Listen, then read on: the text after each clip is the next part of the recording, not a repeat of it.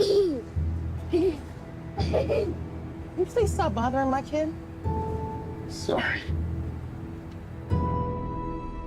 Arthur, I have some bad news for you.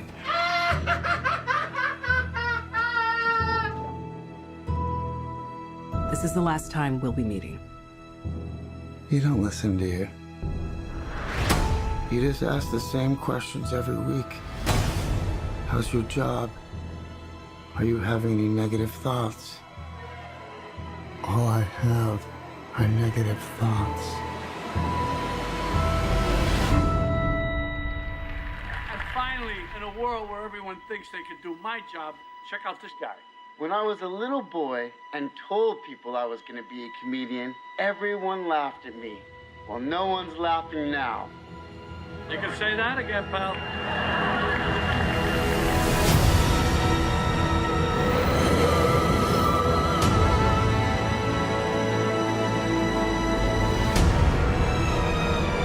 It's so awful, isn't it?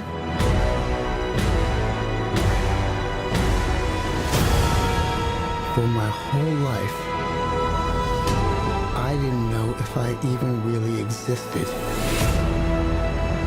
But I do. And people are starting to notice. You think this is funny? Is this a joke to you?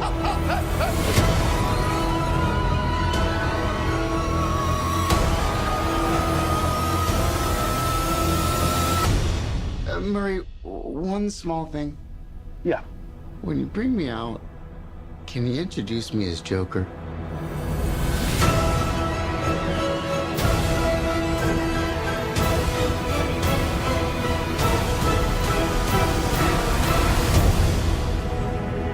Send in the clowns.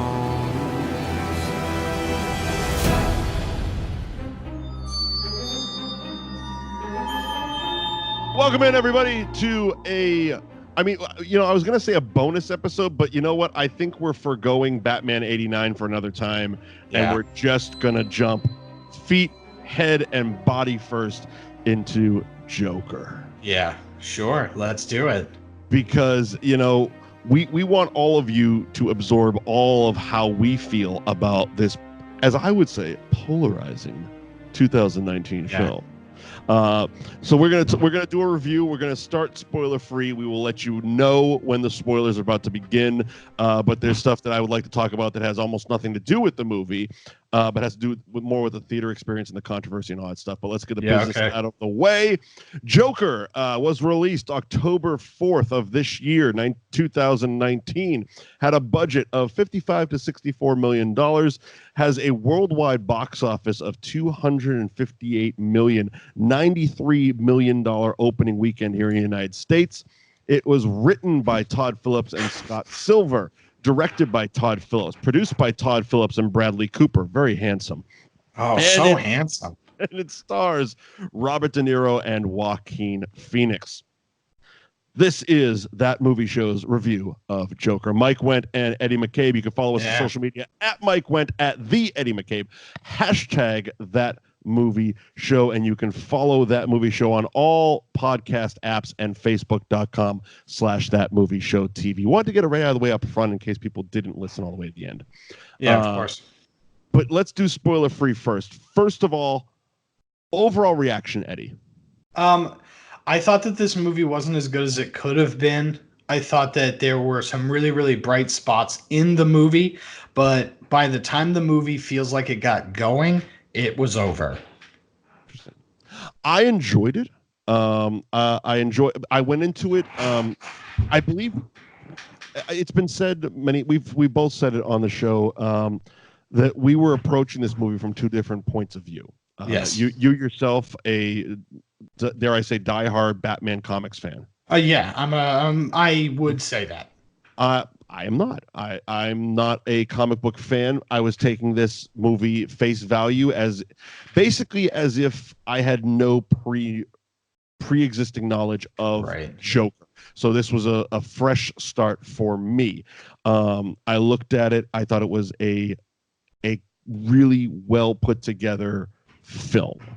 Yeah, sure. Not putting any prerequisites, not saying great comic book film, not saying great Joker film, not saying great Batman film. Right. Just as a film itself, especially a film that was trying to harken back to the late 70s, early 80s, the Taxi Drivers, the Mean Streets type of film.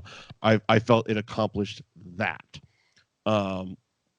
It wasn't a family film. No, and it shouldn't have been. Well, you say that, but that's where I want to jump into my theater experience. Okay. Myself and my brother went to a Sunday afternoon show. It was about 4:00 in the afternoon on Sunday. We were sitting dead center, second to last row, as we usually do.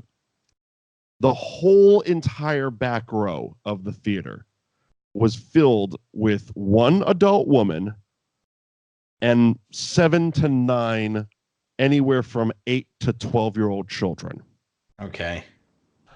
They didn't get it, and they wouldn't shut the fuck up. Yeah, so that's stupid. This is why around the whole fucking time. It was really annoying. Yeah. And it's one of those things that literally me and my brother both walked out saying, well, if we paid for this, I'd be pissed. Yeah. You know what I mean? I don't like to cause problems, especially in movie theaters, but like I would have asked for a goddamn refund if I had paid for that movie. Yeah. Well, because that's the terrible thing about the current state of, I guess, culture, but especially movie going culture, is that they put such a hard emphasis on the rating system, because they want people to see certain things or not see certain things. But then, that lady is going to bring a pack of 8-year-olds to a movie that's clearly not for them because they're like, it's a Batman movie. Yeah. And it's the R rating couldn't have been bigger on the poster. Yeah, right. You know what I mean? Well, and it's like, it's immediately right into it. This isn't a family film. Right. The problem I had with them being there more than anything else was the movie. As when we get into spoilers, we'll dive a little bit deeper. But the movie does deal with mental illness a lot. Right. The kids didn't grasp it. So when Joaquin Phoenix was doing certain things in the movie that all of us adults were like, oh, like that's sad, or that's, you know what I mean? We were having, they're giggling their asses off. They think he's being silly. Yeah, right. Yes, you're 100% right. That's really unfortunate because that person that brought those children are the reason why there is controversy in things, because that person writes a letter, that person writes a scathing review to Warner Brothers or Showcase to say, oh, I brought so-and-so and you needed to tell me. And it's just like, lady, I brought 7 8-year-olds into a very R-rated movie. It's your fault. Well, and the worst part is that I remember there used to be a rule where there needed to be X amount of adults per kids. So like there were times when we tried to see, like when growing up, we tried to see R-rated movies, and some of the R-rated movies, someone's mom would come in and buy all the tickets and we'd be good. Right. But other R-rated movies, they would not let us in because they were like, no, the adult has to be there and the adult can't buy tickets for 10 of you and be the only adult. There needs to be multiple adults with you, and it's like, oh, so we used to have that type of, like at least attempted responsibility. Now it would be like, how dare you tell me how to raise my 14 kids? Yeah, right. I know. But yeah, that's unfortunate. I also think that the backlash prior to that, the backlash prior to the movie being released is dumb and stupid. But that's because I believe that censorship in film and television should be on the end of the viewer, not on the creator. Oh, I agree. And, you know what I mean? So Todd Phillips has zero responsibility to make a movie in which it is okay for those 8-year-olds to be in that theater, Right. And I liked that him and Warner Brothers stuck by their guns with all of this bullshit too, because I mean they were very open about it. Like, look, you know, I've jokingly done the Holden McNeil thing. These are fictional characters. This, right. You know, if it's a very fine line to say because of the controversy, but if someone commits an act of violence, you need to look at that person and why Correct. they did, not like, oh, well, he was a fan of this movie. It's like, yeah, but the movie didn't kill somebody. Yeah, the movie made $100 million. If this movie was never made, yeah, that person would still kill somebody. Right. I always laugh at the guy that I forget he murdered somebody or he shot Reagan. Yeah, I forget what the guy was, but he did it because of Catcher in the Rye. And it's like Catcher in the Rye, like that movie is so, or not that movie, that book is so milk toast, and there is nothing in that at all that, you know, but there's nothing in that book at all that's anywhere close to Joker going on, or, you know, Arthur Fleck going on to, Cuckoo Pants read it, and it was in his library index or whatever the fuck. Yeah, and he shot Reagan. It's like, oh, that must be it. That's the last thing he read before he shot him. Yeah, right. And it's just it's lazy. It is, in my opinion. It's finding a lazy solution to a problem. It's Correct. Like there is a much bigger problem than what piece of art that this person enjoyed before committing this heinous act. Yeah, right. You know, I don't know about you, but my theater, when I walked in, I saw in the lobby 5 armed, very, very visible armed police officers, and only because I'm observant in this way, 3 undercovers. Oh, really? I only saw a couple. There wasn't any more than usual. Did you have the signs on the doors? No, did not have signs on the doors. What, we had signs on everything. Yeah, we had normal police that would be there, 1 or 2 cops. At first I thought it was me, but when my brother showed up, that was the first thing he said. He's like, "What the fuck is going on?" Yeah. So it was noticeable in our I'm theater. assuming you saw it in Revere. I did. Yeah, so I saw it in Woburn, and so that might have had something to do with it. It could be. It definitely could be a theater by theater basis. My bigger concern about this is who the fuck is paying for all this extra security? Yeah, right.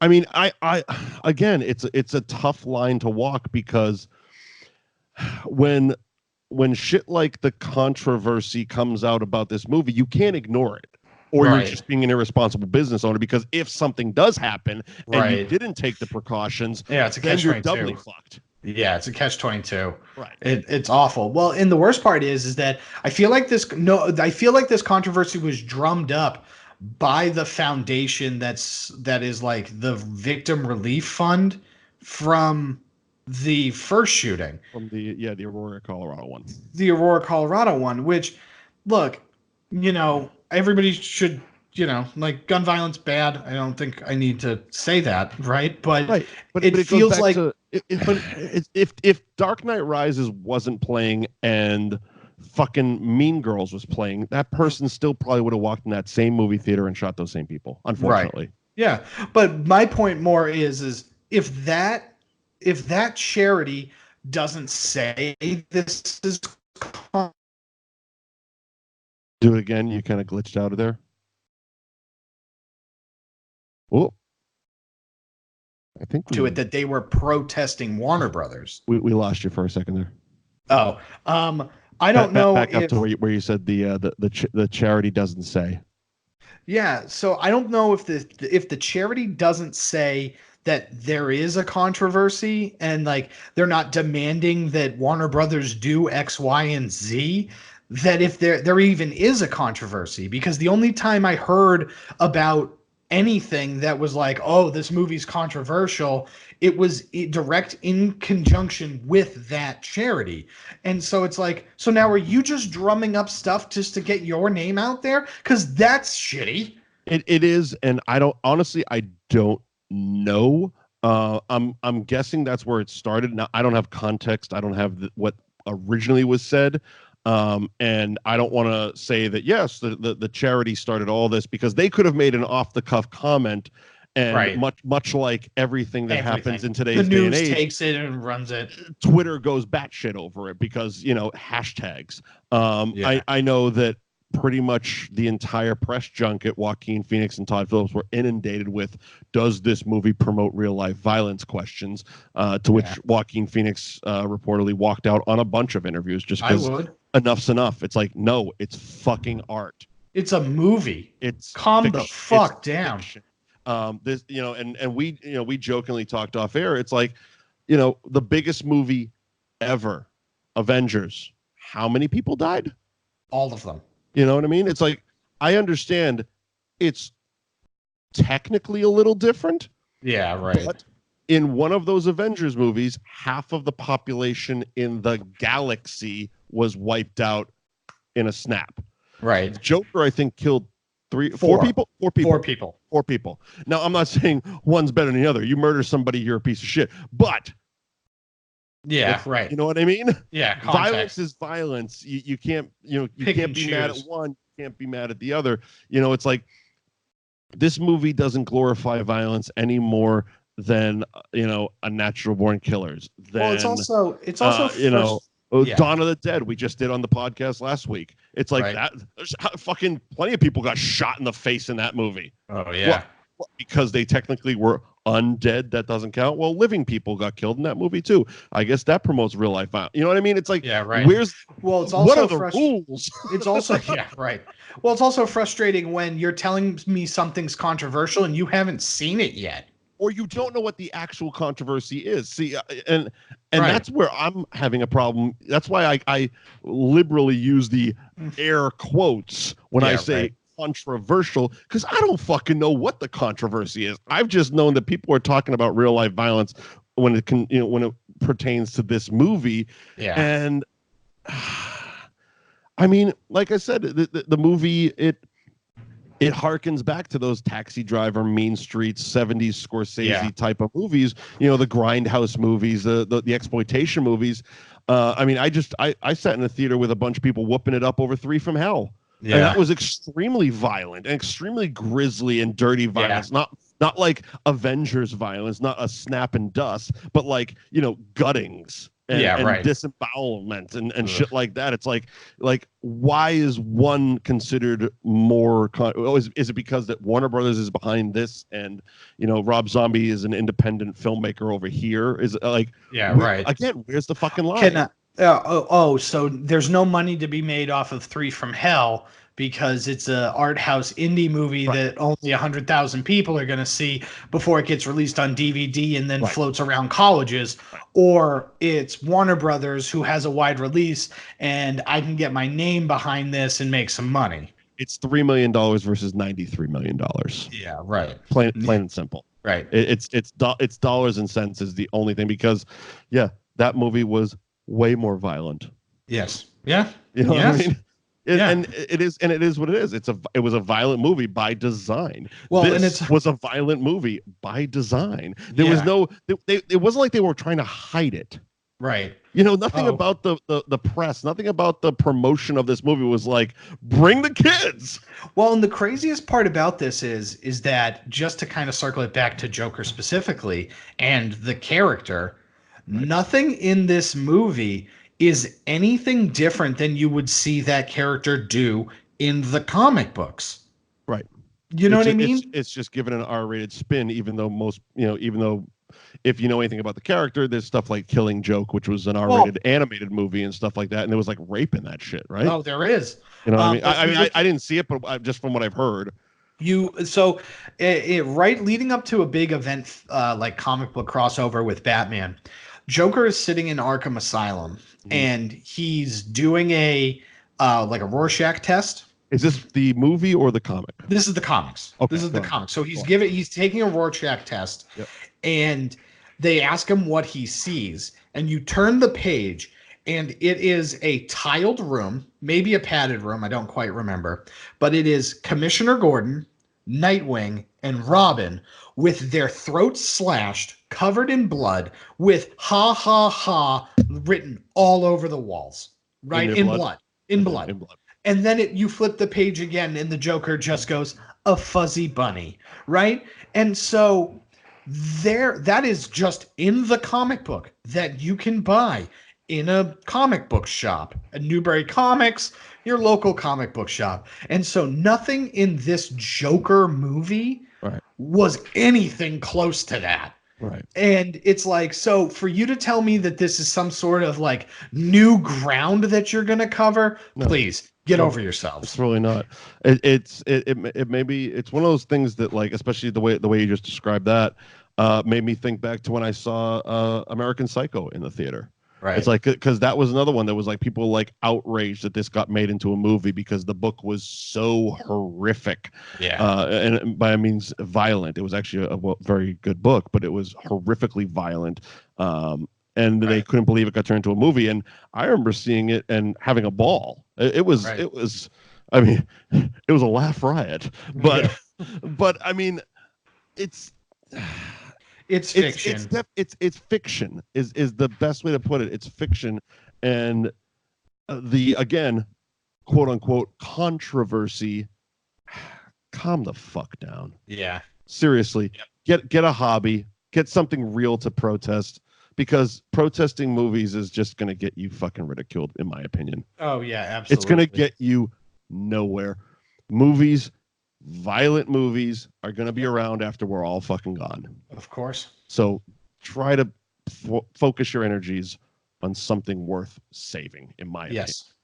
That's our PSA. Want to hit spoilers? Yeah. Let's do it. Speaking of all that controversy, this movie was not violent enough for me. Robert De Niro dies. You know what, Robert? Okay, I'll be honest, because now that we're in spoilers, to me, that was Leonardo DiCaprio getting shot in The Departed. That took me by surprise. Oh, I kind of saw that coming. I did not. I thought he was going to shoot the old lady. Oh no! Especially after he kissed her, I'm like, oh, I see where this is going. Game on. No, as soon as I'm like, ooh. as soon as he started making fun of him, I thought he was going to murder him. Plain and simple. There were two things in this movie that they were clearly building towards. One they did, one they did not. Okay. And one was killing Robert De Niro. Interesting. Yeah. I guess, you know, when you think about it, yes, you can see the through lines to that. I just, when it happened in the theater, it kind of was like, oh shit, okay. Yeah. I didn't see it happening, at least not that way in that moment. Right. Now, something that everyone has asked about and talked about, and even you brought up in the spoiler-free version on the radio show, is it's a Batman movie without Batman. Not really. Yeah, well, yes and no. So the problem that I have with that is yes, Thomas Wayne is a very important character, and part of the reason why I don't like this movie is because of how it ends with Thomas Wayne. But they just recreate the whole Batman's parents dying again. So first of all, yeah, we get a new person though. A new person kills Batman's parents this time. The fact. All right, so you know what? Fuck it. I'm just gonna say it. The fact that I had to watch Batman's parents die in that alley another time, I wanted to throw something. But at least this time they came out the front door. Yeah. They didn't like sneak out the back door like all the other times. Yeah, right. Originality. Oh, you're so right.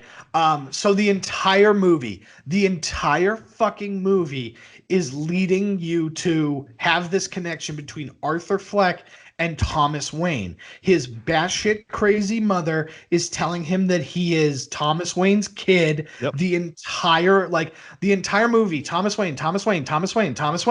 And then finally he finds out that she believes that he is her child, or he is his child. Right. So he is, Arthur Wayne, right? And so he confronts him in the bathroom while they're watching Charlie Chaplin. Which, first of all, side note, I love that scene in modern times, because that, if you ever watch the like breakdown of that and how they did it, it's like that pit is actually a painting. Like it's really cool. It's really cool. I'll side note, send it to you, film nerd, haha. But when they confront him in the movie theater watching Modern Times, and Martha and Thomas is like, first of all, you stuck your thumbs in my kid's mouth, and I want to kill you because of that. And then that was a dirty, sexy scene there. That was like, what's the one with Robert De Niro and that chick? Cape Fear. Cape Fear. It was like that, where he like fondles her retainer. Yep. Like, yeah. He basically he fingers her retainer. Yeah. Yeah, it's weird. It was like the same thing with his thumb. It's just yeah. like, oh, it's gross. Gross. It reminded me of that. But so then, then Thomas Wayne punches him in the face and is like, "You're crazy. Your mother's crazy." And so it's like, oh, was the British guy with the beard supposed to be Alfred? Yes. Is that what we were supposed to? Yeah. Okay. Yeah. I mean, I figured as much. They just didn't say it. Yeah, they didn't call him Alfred. I felt that would have been too on the nose, and I didn't feel like Googling. Right. So then the entire movie is leading up to Arthur Fleck killing Martha and Thomas Wayne in that alley. That would have been a way better way to circumvent expectations than the weird societal commentary / not really commentary that you made on this movie. Because one thing is perfectly clear, that Arthur Fleck is not the actual Joker. For one reason and one reason only, the fact that he is like 40 years old and Bruce Wayne is 10. Right. And so there is no way that when Batman's at like 30, that this asshole is 80. Now, okay, so again, I have no prior comic book knowledge. Is Arthur Fleck a character in the comics? No. So you saw The Dark Knight Rises, correct? Yeah. So in The Dark Knight Rises, Joseph Gordon-Levitt's character, right, plays the role of Robin. Mm-hmm. And if you are aware of the comic books and all of the various people that have been Robin, you're able to pick out various backstories from the different things. He was an orphan like Jason Todd, and he, did X, Y, and Z like Tim Drake.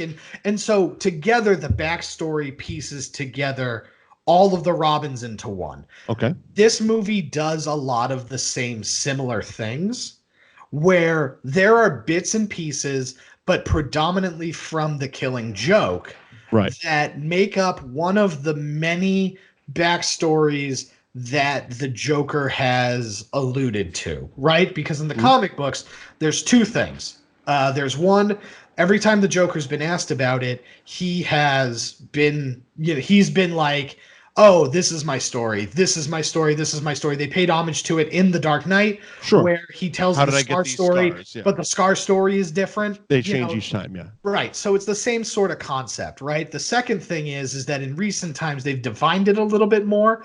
Batman ends up in a machine that will answer any question that he has that throughout the entire universe in space and time, right? Okay. Comic books.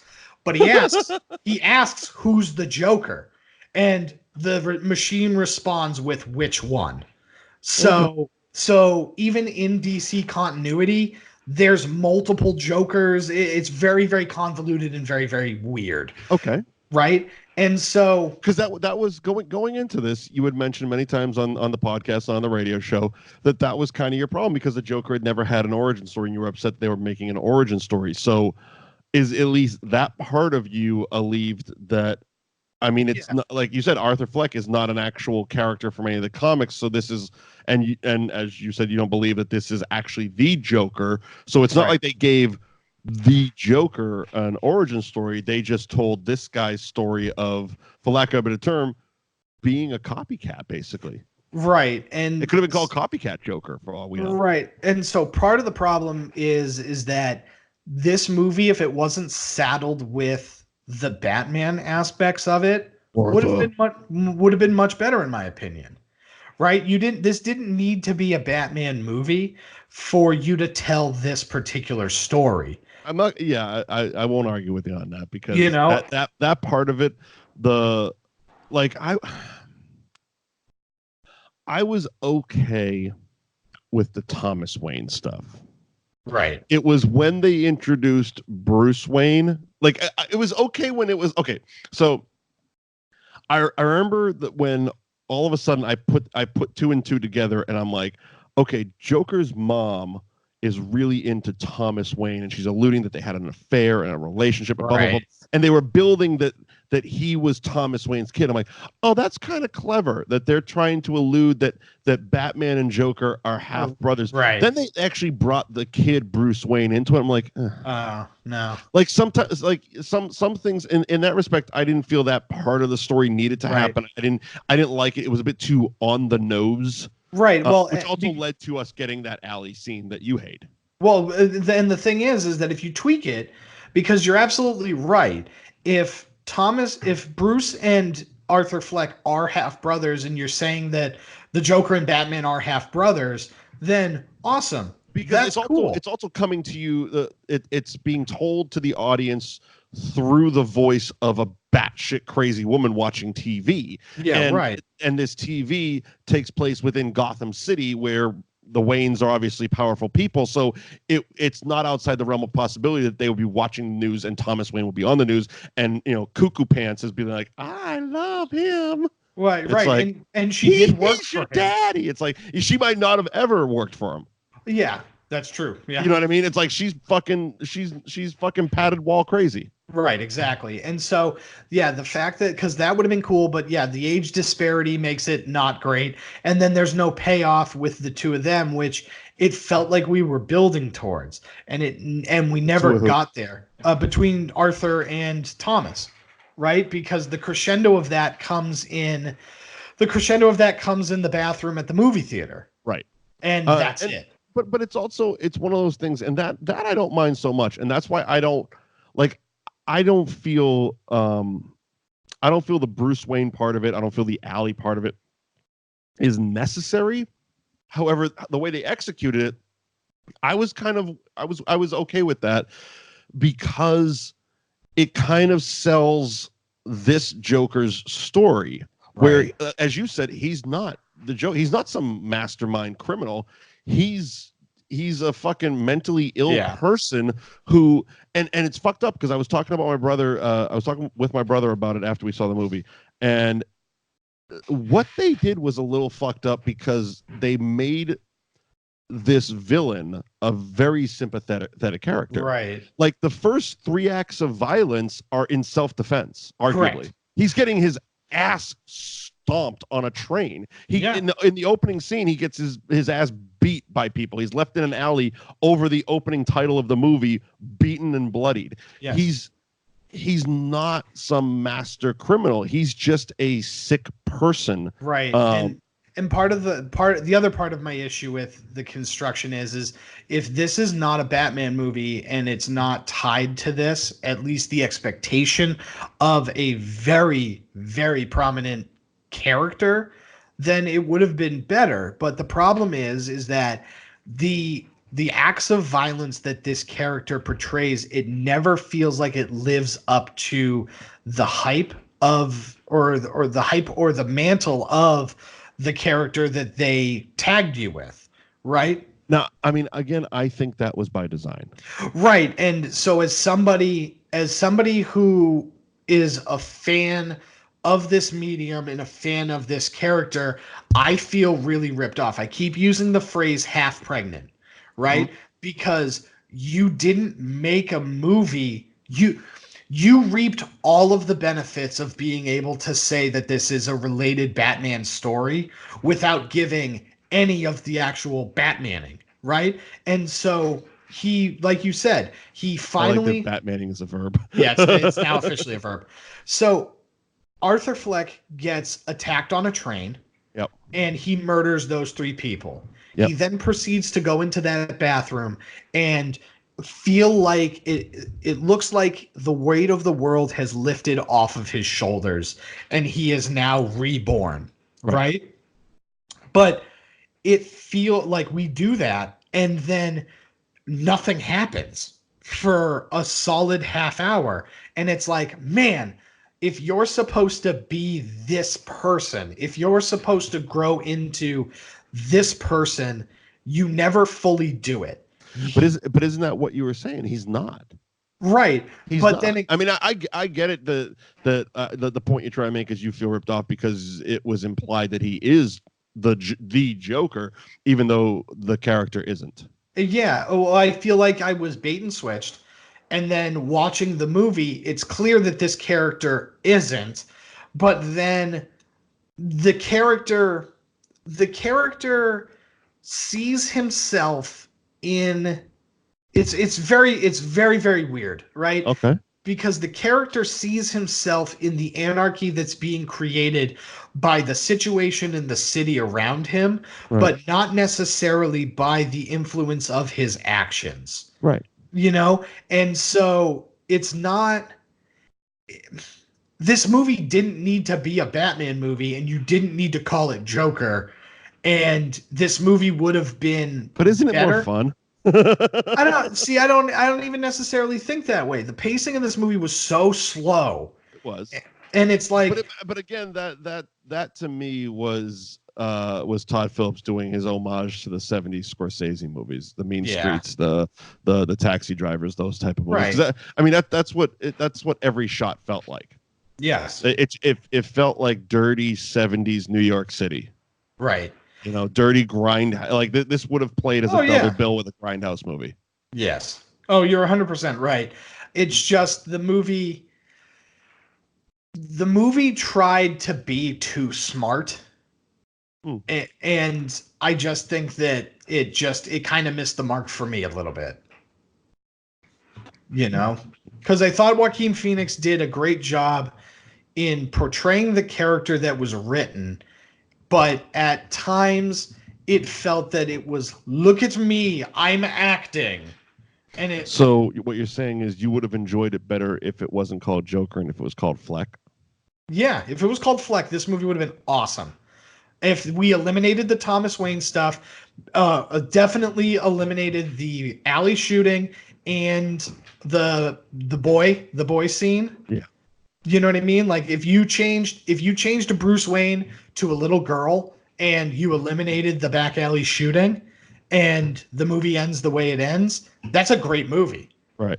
But the fact that you tied it to a Batman thing and gave no actual Batmaning is very frustrating. Because imagine we did a movie about Captain America, but it was only the New York stuff prior to him getting the super soldier serum. You'd feel ripped off if you knew what was coming. So if it was like the first 20 minutes of First Avengers? Yeah, that was it. But for 2 hours? But for 2 hours. That sounds like a romantic comedy. Yeah. Right. Well, that's definitely been it's definitely been a movie with DJ Quells in it. Yeah, of course it is. What was it? He did one with what the fuck's her name? Eliza Dushku. Oh, you know what I'm talking about. I do know which one you're talking about. I mean, they've made this movie. Yeah, right. Hang on a second. Now you gotta look it up. Eliza, because I can spell that better than his last name. Quails. You can spell douche better than. No, I can spell Eliza. Yeah, fair enough. Let me see here. Where the fuck is it? This is going to be such a disappointment when I finally get there. Wrong turn. The new guy. The new guy. Okay. New guy. Yeah. Yeah, with DJ Qualls. Yes. Qualls. Yes.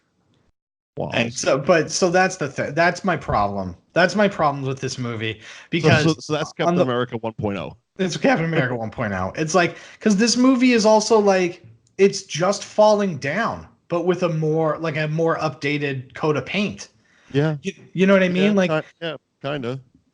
Nothing about this movie. You didn't give me like enough violence to warrant him standing on that car at the end to then subsequently have it be him at the mental hospital like it never happened.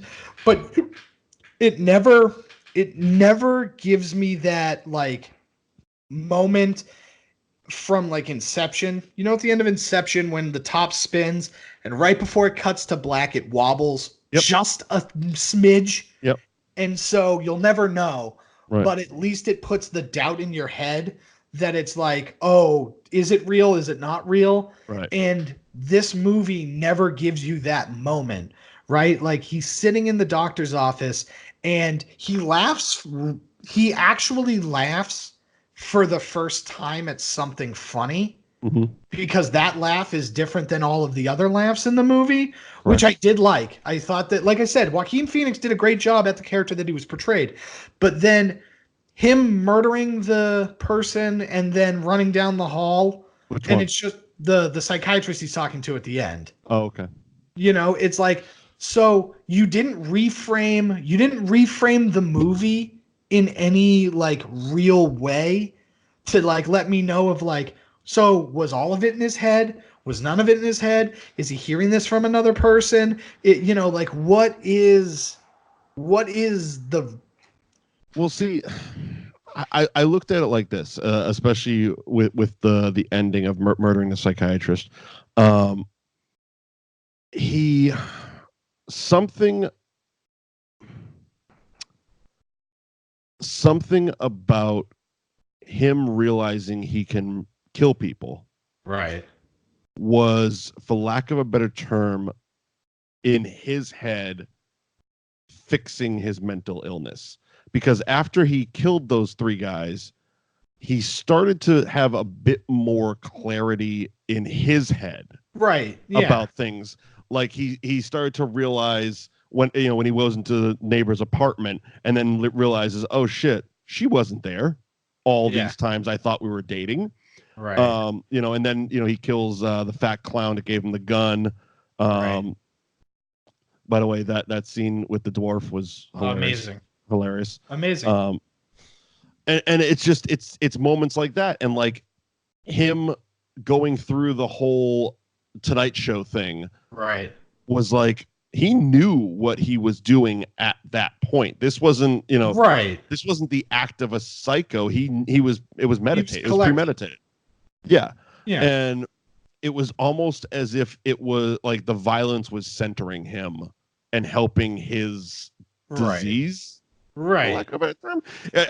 It's a very weird way to explain it. But right. No, that's what I took away from it. And in the end, it's like that, even though I agreed with you, I didn't feel he was quote unquote the Joker that we know from DC Comics.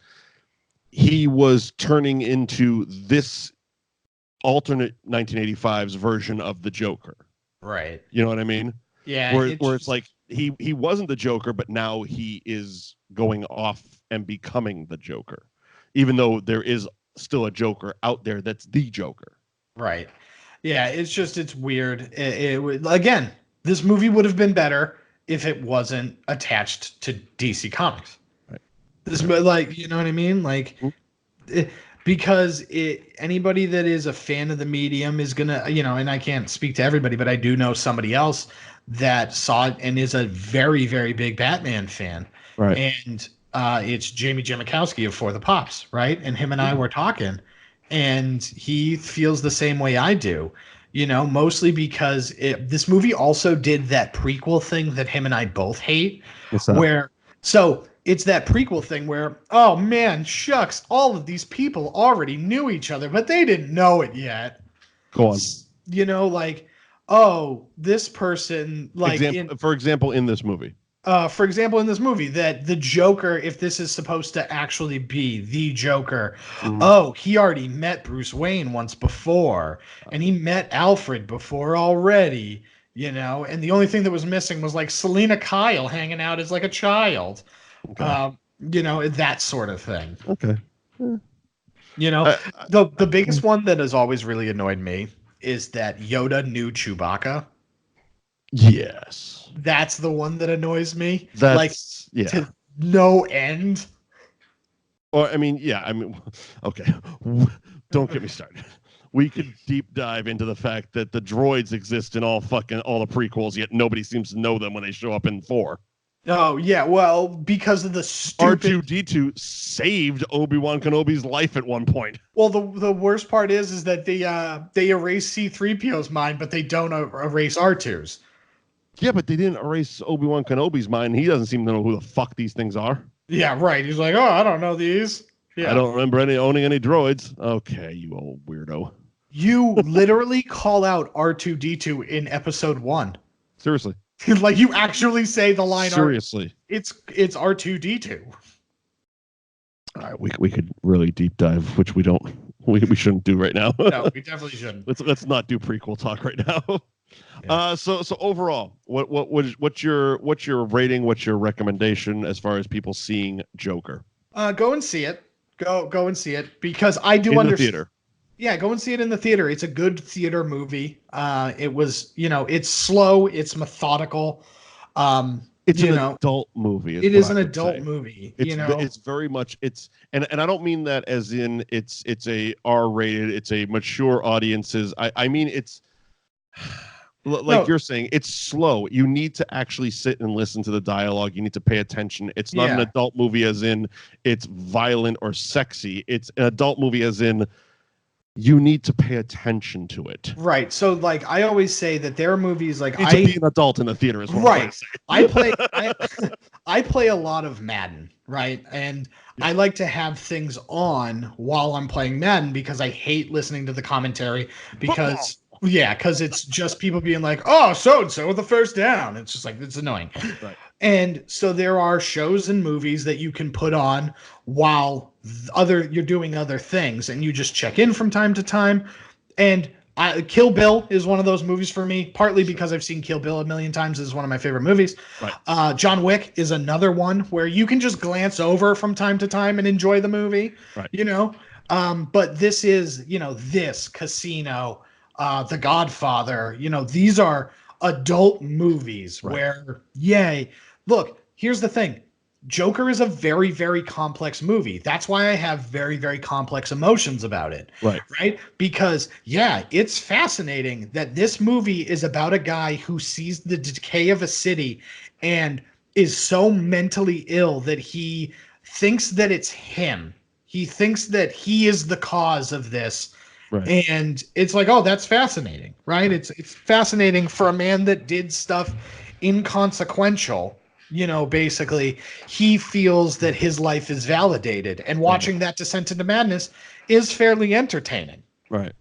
In a kind of a twisted kind of way. Yeah, right. I agree. It's a movie I feel that needs to be seen in theaters. But it's a movie that if you're going to sit down and watch it, you need to sit down and watch it. It's not a movie that you can ADD out with. Right. So that's Joker. That is Joker. 2019's Joker. Have you decided what we're doing next week? So we're gonna have a bonus episode next week. Ooh. We're gonna have a bonus episode next week because we got to do the Habitual. Oh, that's right. That's next week as well. Yeah, so Habitual. I literally just got a Facebook invite to the red carpet event. So God. So we're gonna do that. It's gonna be great. Going to the red carpet event? Oh yeah, I just got invited to it. Of course we're going. When is it? I don't know. I haven't looked at the invite yet. I just saw it flash up on my phone. So we're gonna do that. Pants are optional because I don't really want to put my pants on for this. Yeah, maybe. Who knows? All right, so we're doing that. Maybe they're hot pants. You can wear hot pants. Right. So we're gonna do that. So you can do that. Then, so I was thinking a fun movie that we could do would be Monster Squad. Love it.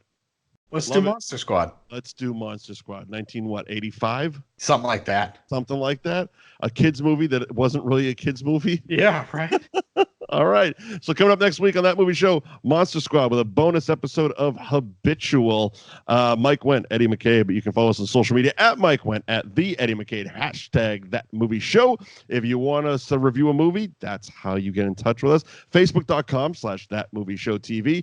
And you can subscribe to the audio podcast on all podcast apps. Not only will you get the main show here where we do reviews, deep dive into movies, you will get the radio show every Saturday morning. You will get our spin-off shows, Movies with Mike and Eddie's Entertainment as well, all on the audio feed. ThatMovieShow.net has all of our reviews up, and we will see you next week. Eddie, any final words? Definitely check out. I mean, if you're in the North Shore area, check out Habitual. I worked on that film. We'll see what I was credited as, but but I worked on that film. So it's it's exciting. It's going to be released in Showcase Cinemas for a limited time. So go and check that out. I believe it's 18th through Halloween. Yeah, so it's going to be pretty cool. So I'm kind of excited about that. Stay for the end credits because you'll see Eddie McCabe as Key Beard. Yeah, Key Beard. All right, see you next week. Bye, everybody.